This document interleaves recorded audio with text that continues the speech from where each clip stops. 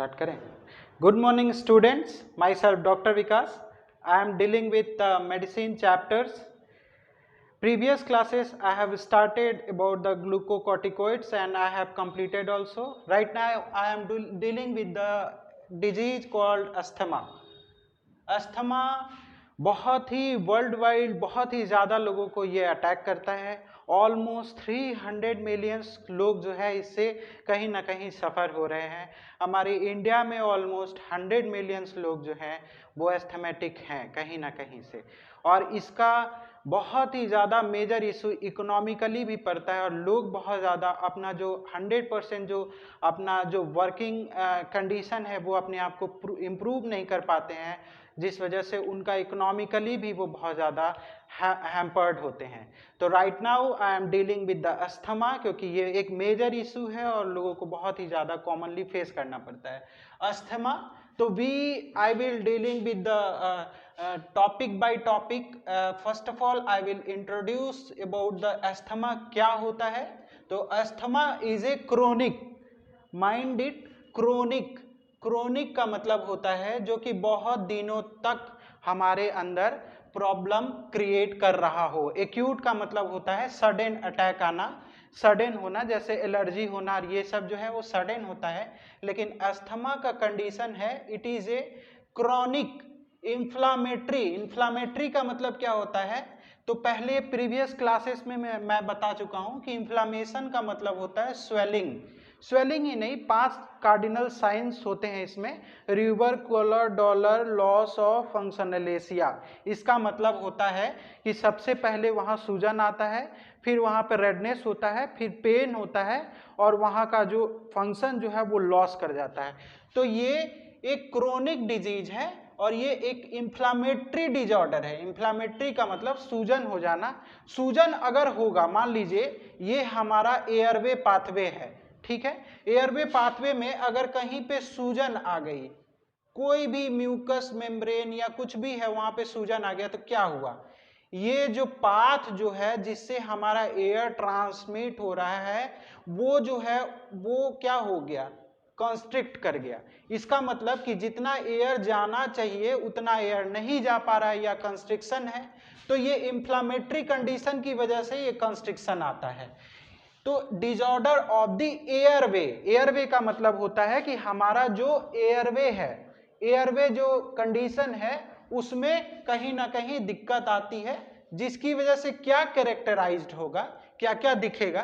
तो अगर क्लिनिकली हम देखें, पेशेंट आएगा और क्लिनिकली हम क्या देखेंगे, तो पेशेंट को रिकरेंट एपिसोड ऑफ वीजिंग, मतलब रिकरेंट मतलब बार बार, एपिसोड होना क्या होता है? वीजिंग होता है, मतलब वो खांसेगा बार बार. और क्या होगा? ब्रेथलेसनेस, उसको सांस लेने में दिक्कत होगी, कठिनाई होगी, महसूस होगा. और क्या होगा? चेस्ट टाइटनेस, मतलब चेस्ट में एकदम उसको भारी जैसा महसूस होगा, बहुत ज़्यादा तकलीफ, कंजेशन महसूस होगा. क्यों होगा? क्योंकि यहाँ इन्फ्लामेशन है, एक कहीं ना कहीं एक कंजेशन हुआ है. और क्या होगा? कफ होगा, कफ होगा, कफ भरा होगा. ये हमारा चेस्ट है, चेस्ट में जो है कफ भर जाता है. ये एक स्केलेटल एक चेस्ट है, इसमें जितने भी पोर्शन है यहाँ पे एक कफ का, म्यूकस का फॉर्मेशन हो जाएगा जो कि कंडीशन को और वर्स्ट बनाएगा. इसके बाद क्या है?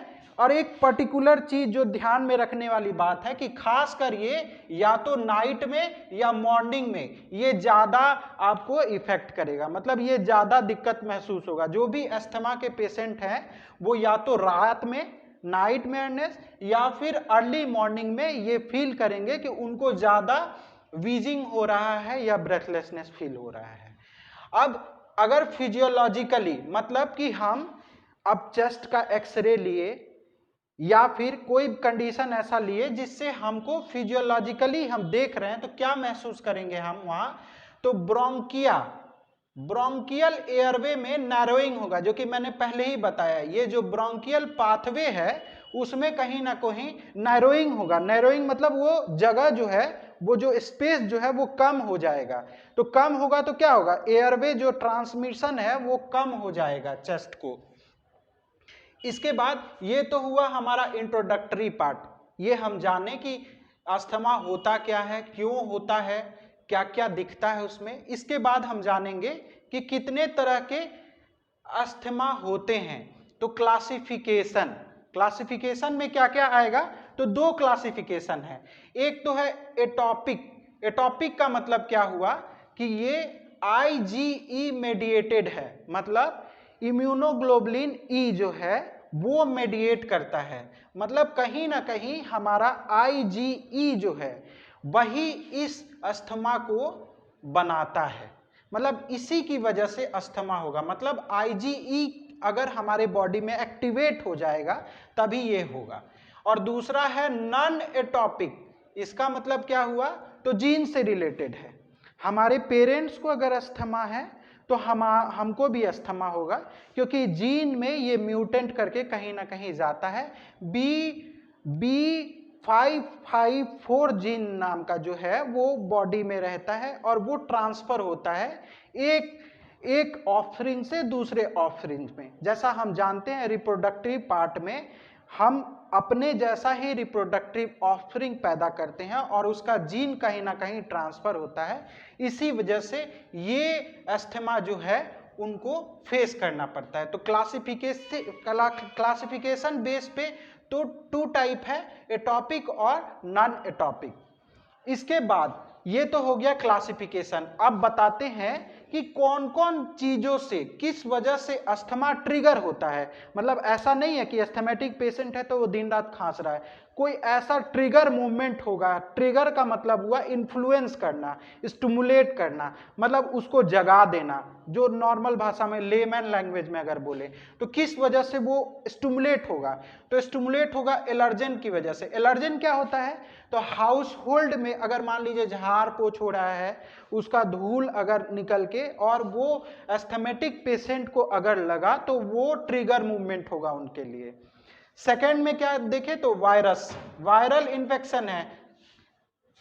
बेसिकली वायरल इन्फेक्शन में सबसे इंपॉर्टेंट वायरल इन्फेक्शन जो है वो है क्लेमाइडिया का इन्फेक्शन अगर होता है तो ये एक ट्रिगर मूवमेंट है। इसके बाद ड्रग, बहुत सारा ड्रग है। और ड्रग में कौन सा ड्रग है, जैसे कॉमनली हम जानते हैं कि जो भी जैसे सुन करने वाला मेडिसिन होता है एनेस्थेसिया, वो बहुत ही ज्यादा ट्रिगर मूवमेंट करता है अस्थमा को। क्यों करता है भाई, तो एड्रेनलिन का नाम सुना होगा, लिग्नोकेन का नाम सुना होगा। वो एक लोकल एनेस्थेसिया होता है, उसको सुन करने के लिए दे जाता। वो नॉर्मली एस्थमेटिक पेशेंट को नहीं दे सकते। क्यों नहीं दे सकते, वो वासो कंस्ट्रिक्शन करता है। क्या करता है, वासो कंस्ट्रिक्शन, मतलब ये वेसल्स है इसमें वो कंस्ट्रिक्शन लाएगा। ये क्या करेगा, कंस्ट्रिक्शन लाएगा। भाई हमको पहले से नैरोइंग है, ऊपर से और वेसल्स कंप्रेस हो रहा है, तो क्या होगा, हमको एक ट्रिगर मूवमेंट दिखेगा, हमको एक ट्रिगर मूवमेंट दिखेगा अस्थमेटिक पेशेंट का। वो एक डेंजरस कंडीशन है। तो कभी भी ड्रग अगर दे रहे हैं,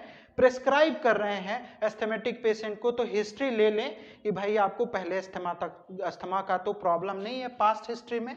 इसके बाद आते हैं एक्सरसाइज। सर्टेन एक्सरसाइज है। अब एक्सरसाइज आप बोलेंगे बहुत अच्छा होता है, एक्सरसाइज तो करना चाहिए, एक्सरसाइज से कैसे अस्थमा हो सकता है।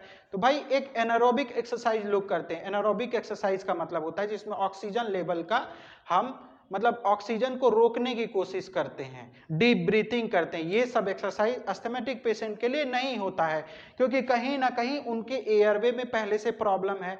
और अगर ऑक्सीजन लेवल पहले से कम हो रहा है और इसके बाद आप फिर से वो काम कर रहे हैं तो वो ज़्यादा ट्रिगर मूवमेंट हो सकता है। तो sudden exertion of exercise, anaerobic exercise जो है वो एस्थमेटिक पेशेंट को जो है वो अवॉइड करना चाहिए। इसके बाद सडन फूड है।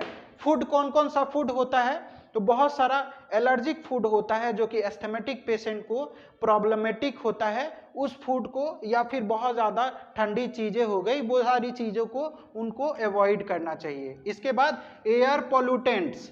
एयर पोल्यूटेंट्स का क्या मतलब है, तो हमारे एनवायरनमेंट में बहुत सारा क्लोरोफ्लोरोफॉर्म जो है, जो ये हमारे फ्रिज से निकलता है, CFC जिसको बोलते हैं, या कार्बन मोनोऑक्साइड हो गया, या कार्बन डाइऑक्साइड का ज़्यादा मात्रा हो गया, या कोल फैक्ट्री के आसपास रह रहे हैं, वैसे लोगों के लिए ये बहुत खतरनाक कंडीशन है, क्योंकि एयर पोल्यूटेंट हो जाता है वहाँ का। और एयर पोल्यूटेंट कंडीशन में भी एस्थमेटिक पेशेंट जो है अस्थमा जो है ट्रिगर हो सकता है। और क्या हो सकता है, स्ट्रेस। ये तो हमेशा बोला जाता है कि स्ट्रेस जो है वो प्रॉब्लमेटिक होता है। स्ट्रेस कभी भी अगर किसी भी डिजीज में अगर स्ट्रेस लेते हैं तो कहीं ना कहीं हमारे वो अस्थमा के ट्रिगर मूवमेंट में आता है। इसके बाद आता है ऑक्यूपेशनल हजार्ड। इसका क्या मतलब हुआ? Occupational factors. ऑक्यूपेशनल का मतलब होता है धंधा, कोई काम कर रहे हैं। अब इससे क्या मतलब है अस्थमा का? तो हाँ, आप कॉटन फैक्ट्री में काम कर रहे हैं या फिर आप ऐसे जगह काम कर रहे हैं जहां वेंटिलेशन नहीं है, आप कोल माइंस में काम कर रहे हैं, ऐसी जगह पे काम कर रहे हैं, तो वो एस्थमेटिक पेशेंट्स के लिए वैसे जगह काम करना सुटेबल नहीं हो सकता है। क्योंकि अगर जैसे हम जानते हैं कॉटन माइंड्स होते हैं वो सस्पेंडेड होते हैं पार्टिकल्स में, क्योंकि वो बहुत हल्के होते हैं।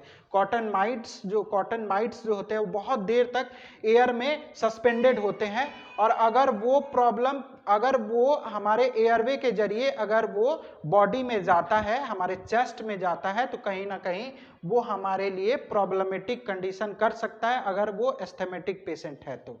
इसके बाद ये तो हुआ ट्रिगर मूवमेंट कि कौन कौन सा चीज ट्रिगर करता है, बढ़ाता है एस्थमेटिक पेशेंट को। इसके बाद आ जाइए कि क्लिनिकल प्रेजेंटेशन। कहीं ना कहीं ये आपके इंट्रोडक्टरी पार्ट में मैंने बहुत सारी चीजें क्लियर कर रखी है पहले से कि वीजिंग, एक वीजिंग जैसा साउंड आएगा। डिस्नीपिया का मतलब होता है निगलने में या खाने में या सांस लेने में दिक्कत होती है, उसको डिस्नीपिया बोलते हैं।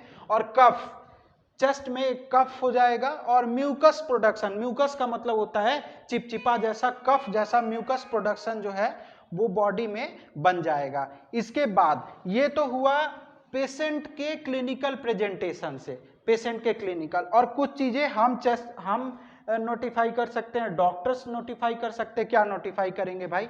तो रेस्पिरेटरी रेट जो होगा वो उनका क्या होगा, बहुत ज्यादा इंक्रीज हो जाएगा। अब ये कैसे होगा, रेस्पिरेटरी रेट इंक्रीज कैसे होगा? तो उनको सांस लेने में दिक्कत हो रही है, तो वो कंपनसेट करने के लिए क्या करेंगे, जल्दी जल्दी सांस लेंगे, तो रेस्पिरेटरी रेट जो है वो बहुत ज्यादा इंक्रीज होगा। और दूसरी बात बहुत ही माइंडेड पॉइंट है कि साइलेंट चेस्ट का नाम बोलते हैं। मतलब जैसे हम स्टेथोस्कोप लगाएंगे तो हमारा चेस्ट जो है बहुत शांत जैसा दिखेगा, साइलेंट चेस्ट। ये एक बहुत ही क्लिनिकल प्रेजेंटेशन में बहुत ही मार्केबल क्लिनिकल प्रेजेंटेशन है। इसके बाद आता है ट्राइपॉइड पोजीशन। इसका क्या मतलब होता है? तो ट्राइपॉइड पोजीशन का मतलब पेशेंट जब आएगा तो ट्राइपॉइड आप देखे होंगे, उसके 3 पैर होते हैं ट्राइपॉइड के। आप कहीं तो वो तीनों पे ऐसे खड़ा होके सांस लेने की कोशिश करेगा। तो ये चीजें जो हैं वो कॉमनली दिखेंगी। तो ये बेसिकली जो है ये है हमारा क्लिनिकल प्रेजेंटेशन।